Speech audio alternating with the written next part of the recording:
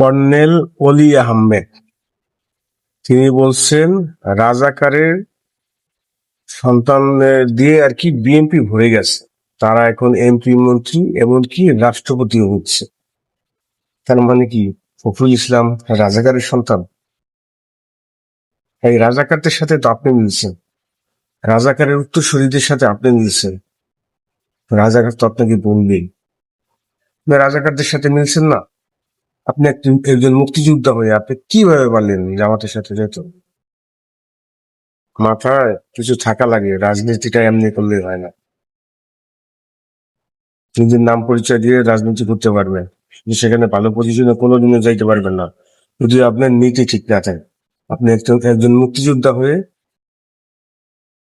একজন কর্নেল হয়ে আপনি গেলেন কোথায়? জামাতের সাথে। কিচ্ছু বলার নেই, আপনি রাজাকারী, নব্য রাজাকার, আপনি 24-এর রাজাকার। ধন্যবাদ সবাই।